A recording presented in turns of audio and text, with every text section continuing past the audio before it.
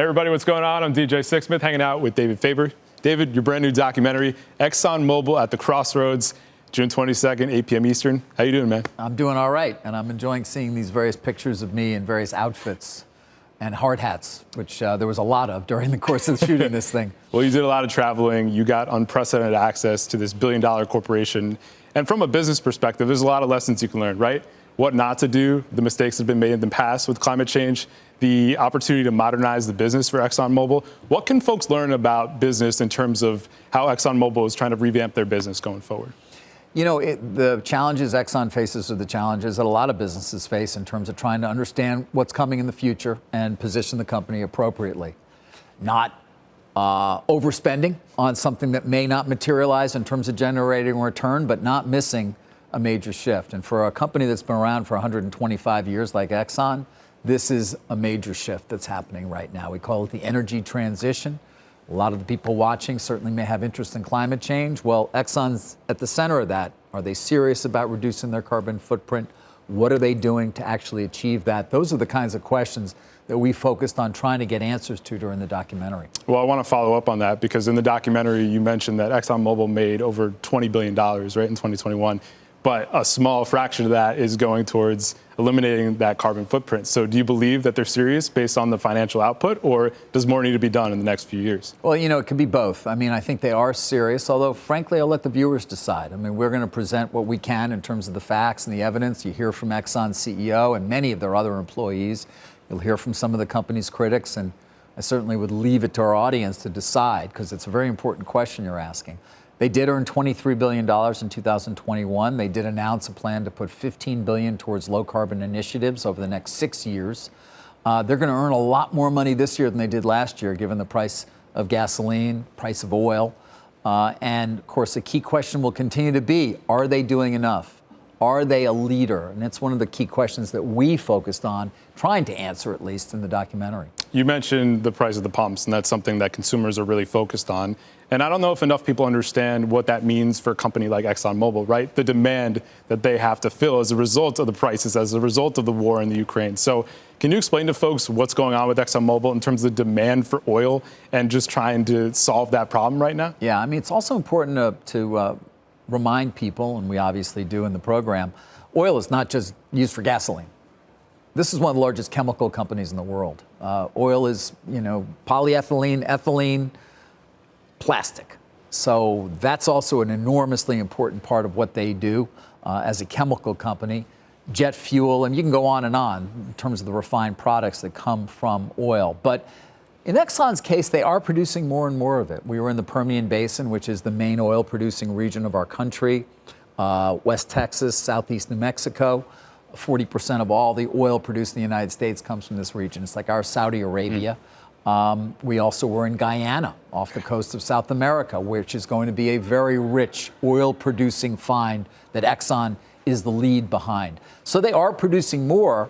The question is, can you meet current demand when the president's asking for more because they want to bring prices down? But at the same time, you're dealing with a world that may not have nearly the gasoline demand, even in 10 years' time, that's now. Electric vehicles are growing.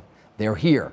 They're here to stay, and they're only going to become more ubiquitous. And so that's a key question for Exxon. You know, what do you do when one of your main products really is kind of going away? Not yet, but over time. It's really fascinating because Darren Woods in this documentary says that by 2040, he thinks all cars are going to be electric. That runs counter to ExxonMobil's business, but you mentioned the chemical side of it as well. There were some shocking moments in here. You've done documentaries for over 20 years. What was most surprising to you in your conversations with everybody? Well, you know, what's most interesting to me is the basic one. And one of the reasons why we do these documentaries is the opportunity to actually get inside a business. And Exxon has been a very closed company. I mean, you could argue one of the most important companies on our planet for 100 years. And yet we know so little about it. And so for me, in some ways, the most, I wouldn't say necessarily surprising, but I think most interesting thing overall is just seeing how they operate, seeing what goes on in the ground on a giant tanker, FPSO as they call it, that's getting oil from the sea in Guyana, seeing their operations in the Permian and in Corpus Christi, talking to all the executives and trying to get an understanding as to how they think about their role, how Exxon thinks about itself. And I guess I would say sometimes we can lose sight of the fact that we sit on CNBC all day and talk about high tech, big tech companies. Technology is so important here too. And some of the things that have been done in our oil and gas industry are as, if not more impressive than the latest software. It's really fascinating, especially with the chemicals and what folks will see in terms of the plastics and just how wood is being turned into jet fuel. There's a lot of really amazing stuff. It all away, I don't want to give it all away. I'm just giving little bits and pieces here. Right. That's how we roll here. Another really interesting thing is the board when you think about ExxonMobil, because suddenly activist investors are now a part of the game. And how does that impact the vision? Because you have folks that think a lot differently about the priorities here. So what do you think about that idea? Yeah, well, I mean, one of the key things that happened to Exxon about a year ago is they came under what we call a big proxy fight, and a small firm succeeded well beyond anybody's expectations in getting 3 new directors on Exxon's board, many of whom had an environmental focus and wanted the company to focus more on this transition. And so we do get inside the board. We talked to one of the key board members, actually, who sort of gives us a sense as to what the conversation's like at those board meetings, with an environmentalist over here and, Darren Woods, I don't know where he is. He's the chairman CEO in one place, and just the conversation itself. It's rare that you get that sort of perspective, and we hopefully will give it to people as well.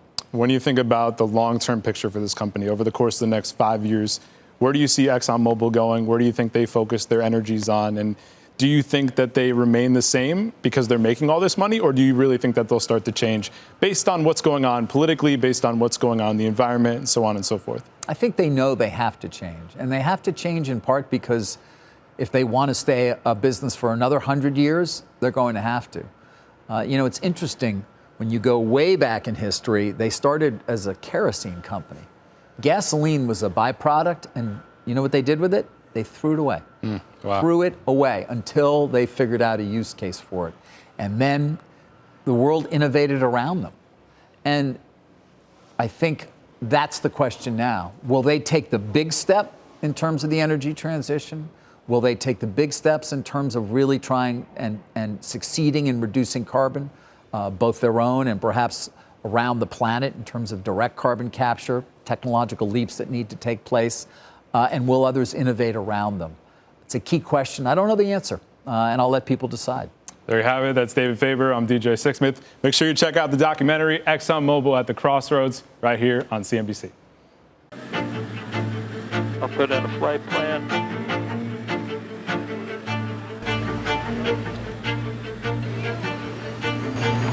We got a flight plan ready to go. Capture 5,000, accelerate, 1.5 miles. And to continue around. More than 1,000 feet long and anchored off the coast of South America, this is the latest entrant in the global race to secure oil. Hope you enjoyed the flight. It is a monstrous piece of equipment. We've now been producing oil and gas for about 78 days. It's operated by ExxonMobil, a globe-trotting behemoth that's changed the history of our planet. For more than 100 years, the company's oil and gas have fueled our commutes, taken our goods all over the world, and been converted into chemicals that go into our everyday products. This is what's used for your milk jug. For my milk jug. But now, we're paying the price for our insatiable energy consumption. We've been seeing wildfires out in the western United States. We see the consequences of climate change bearing down on us. If we don't wean ourselves off fossil fuels, if we don't fix climate change, it will fix us. ExxonMobil has been seen by many as a ringleader of climate change denial. They're the ones who knew back in the 70s and 80s that the burning of fossil fuels is going to affect the climate. And in 2021, experienced a seismic event when it faced a shareholder rebellion. We begin with some breaking news this hour on Exxon. Activist firm Engine One has obtained at least 2 board seats following a vote at Exxon's shareholder meeting. With unprecedented access to company executives, workers, and facilities, Well, we could take you up there. You can. Put a hard hat on you and some gloves. We'll take you anywhere you want to go. This is very light crude. This would be another form of blue hydrogen. I'm actually third generation ExxonMobil. We're examining whether ExxonMobil is serious about lowering its carbon emissions. You say you want to be a leader. Do you really think you are, that ExxonMobil is a leader in that area? I think we will be, absolutely. And finding out whether its investors are willing to pay for a faster energy transition. I'm talking to shareholders this week, and you just don't get the mandate. What would get you there? These guys need to be punched in the face. Breaking news, under attack. But as events threaten the pivot, gas prices, they're killing us. To a lower carbon future, with calls for energy companies to keep pumping. For the good of your country, for the good of the world, to invest in immediate production. ExxonMobil, and in some sense, America itself, stands at a crossroads.